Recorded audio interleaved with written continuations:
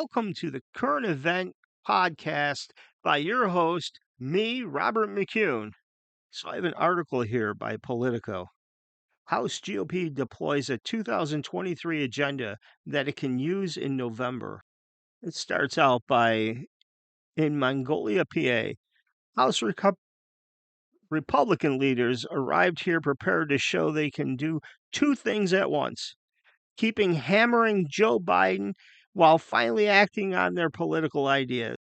Minority Leader Kevin McCarthy, alongside Minority Whip Steve Scalise, Republican out of Louisiana, and Conference Chair Elsie Stefanik, a Republican out of New York, plans to formally unveil an agenda here that focuses on ramping up fossil fuel productions, curbing illegal immigration, and combating crime, echoing the most silent campaign trail points against the Democrats. To many Republicans, the platform feels like a turning point in their conference after 4 years stuck under the House Majority Whip. Now, Mario Diaz-Balart, a Republican from Florida, states this is not just talking points. Ballard, who has served for 2 decades under 3 GOP speakers, stated it's actually a real agenda, not just a political agenda. It is an agenda of what we want to do starting on day one. Now, here's the problem. I see a problem right here. This Ballard, Republican from Florida, served for 2 decades so far. What we have is a problem with career politicians. I don't think politicians should be in their role for a lifetime. Half of these politicians, or 3/4 of these politicians, never had a real job. They've never walked a day in their life in our shoes. And I'm saying our shoes as common everyday citizens. They think they know better and what's best for us. They have no idea what's best for us. Look around. They're destroying our economy. Everything is going up. Our job market is going down. Pays are going down. They've even recommending that the military people enroll for food stamps. What kind of crazy crap is that? GOP leaders briefing the members on Thursdays. For instance, they highlighted that crime was a top issue and that they're stressing they want to reduce the reliance on foreign countries' oil. Well across the board on the issue of China, Republican leaders highlighted polling numbers that showed 23% of independents called it their top issue. I have a problem with that. Whenever you hear words like polling numbers, 23% of this, 50% of that, most Americans, these are lies. They're lying to you. I personally was never asked to participate in any political polls. I don't even know anybody that has ever participated in a poll. So who are they polling? Are they polling their office? Did 23% of independents in their offices say that's the top issue for them? It's like advertisement companies. They throw these fancy words in there to try to get you to buy their product because it's a great product. They'll say things like airflow technology or lighting spectrum technology. They love that word technology. For like 10 years, that was the top thing in just about every commercial that they were trying to sell something. It's the same thing, especially now with gun control, say. Every politician that is for gun control or every person that's for gun control, the first thing out of your mouth that they say is it's common sense. What's common against restricting a right from our Constitution? It doesn't make sense. Furthermore, For the most part, the article goes on to say the GOP's blueprint does not say precisely which specific bills they plan to use to advance their goals or what level of priority, each would receive. But Republicans contend it is offers critical directions as they plot the path back to the majority. I got a problem with this statement too. It seems that they're saying it's real agendas, but they're using it to plot their path back to the majority of leadership. So are they really just telling us what we want us to hear to vote for them? I get an idea.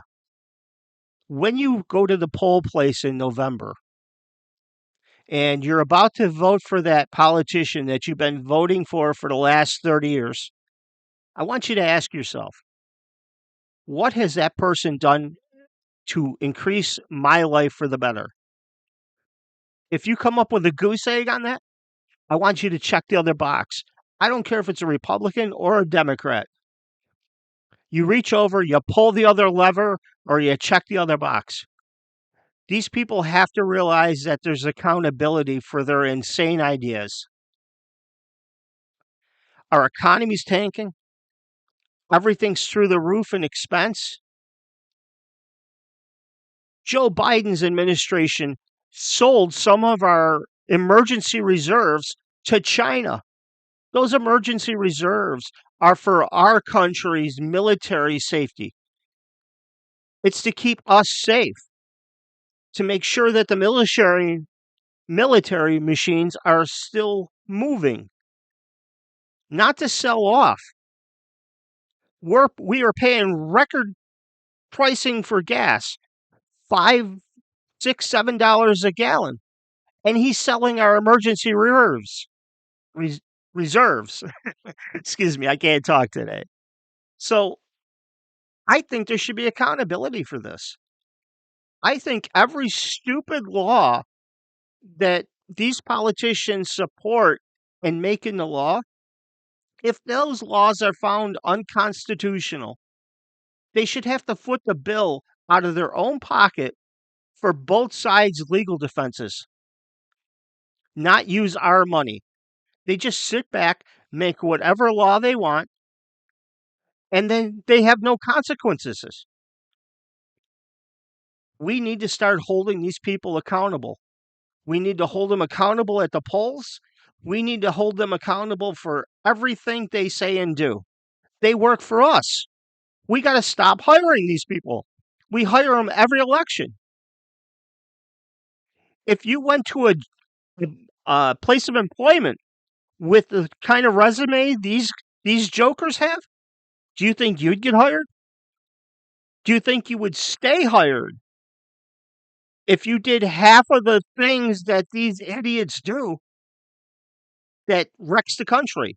If you start doing things that wreck the company that you work for, how long do you think your boss is going to keep you? Comment from Representative Bill Johnson, a Republican from Ohio, stated, I think the American people, once they see what we mean business with this, I think it's going to restore trust. You know what's going to restore trust? Improve the economy, bring the gas prices down, abandon this Green New Deal crap. Nobody can afford to buy an electric car, and nobody can afford to use it to drive halfway around the country.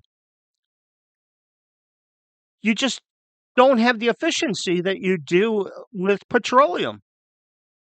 You can pull in any gas station, fill your tank up in about 2 minutes, and you're down the road. You run on a juice and electric car. If you happen to make it to a recharging station, it might take you 2 to 3 hours to get 80% charge. And you can go another 120 miles. And then you have to repeat. A gasoline engine, you go 300-400 miles, fill up in 2 minutes, and you're back down the road. This is all just crap. You want us to trust you as a politician? Start improving our life. Heard from Kellyanne Conway. former advisor to Donald Trump, who stressed the importance of staying on focus on the economy rather than deviating attention to the Democrats' attacks on points such as capital attacks, abortion, climate. There's another thing, the capital attacks. What attack was it? That's all I seen was American people taking an unauthorized tour through the Capitol, their building.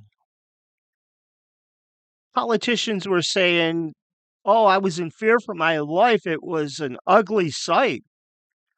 Half of these people weren't even in a building at the time. They just use it. They work on your emotion and your fears, and they lie to you. Every word out of their mouth is usually a lie. Conway said Democrats running on those issues might enjoy some slight bumps, citing recent polling. Here we go again with the polling numbers. But if Republicans run on the economy, she stressed they win by double digits. Now, I kind of agree with that. Democrats have pushed this country on a downslope, and right now the slope is steep. There isn't much that the Republicans can do to screw this up any worse. So why not go with them? Give them a shot. If they don't produce, they don't stay employed. Vote them out of office. That's how our system's supposed to work. It's just that we don't work it correctly. Democrats for years has been talking about Social Security overhauls and other programs to cut and improve. And they're saying that Social Security is running out and they need to overhaul Medicare. They've been saying this for years. Has they even increased benefits? Anything that would match the economy? They throw a $10 raise out there for people that need the assistance. That's a joke. The economy, it goes up by like $200 a month, and they throw these people $10. They cut back on the Medicare benefits. Health care for these people that can't afford to work or are not able to work. They won't even take care of them. They won't even take care of the military. These are people that's protecting the lives of everyone in this country. If we can't take care of them, what are we doing? They keep promising every year that they come up for election. They're working on it. They're going to fix Social Security. They're going to fix Medicare. And they don't do a damn thing. People sit there and go, oh, okay, they're going to do all this. They're going to give us all free stuff. Where do you think the free is coming from? The free is coming from everyone's paying extra for things. They're not going to get 1% of the rich people to cover all the expense to give free education, free medical. Those people have FU money. If you're going to tax them for 90% of their income, that's absolutely crazy. They keep 10%. Would you stick around if the government was allowing you to keep 10% of your income? No, they got FU money. They're just going to leave because they can. I got a little disclosure here for you. I am, and this is hard to say, I'm a registered Democrat. I've been a registered Democrat since I could sign up because my old man, he was a Democrat. And when I became of age, he took me down and signed me up as a Democrat. I have never, ever voted for a single Democrat. I've always voted Republican. I always will vote Republican. unless they screw things up like Democrats. Then I'll go to independents. And if they screw things up, I'll quit voting. I cannot support people with stupid, crazy ideas that's going to ruin this country. I just can't. I love this country. I think we have a great country. We just have stupid, bad politicians. That's what I think. Okay, let's change gears a little bit here. I want to talk a little bit about the Russian Ukraine war. Yeah, I know you're probably sick about hearing it, but it's still a hot topic button here. So, the Associated Press has reported that thousands decide to flee after Putin's announced partial military call up on Wednesday. The total number of reservists involved could be as high as 300,000 people. They go on to say in Istanbul, the Associated Press released military aged men fled Russia in droves Friday, filling planes and causing traffic jams at the border crossings to avoid being rounded up to fight in Ukraine following the Kremlin's partial military mobilization. Lines stretching for 10 kilometers, roughly about 6 miles, formed on roads leading to the southern border with Georgia, according to the Yandex Maps, a Russian online map services. The lines of cars were so long at the border with Kazakhstan that some people abandoned their vehicles and proceeded on foot, just as some Ukrainians did after the Russian invaded their country back on February 24th. And meanwhile, dozens of flights out of Russia with tickets sold at sky high prices carried men to international destinations such as Turkey, Armenia, Azerbaijan, and Siberia, where Russians didn't need a visa. And among those who reached Turkey was a 41-year-old who landed in Istanbul with a suitcase and a backpack that plans to start a new life in Israel. Some Russian men also fled to the neighboring Belarus, Russia's close ally, but that carried extreme risk.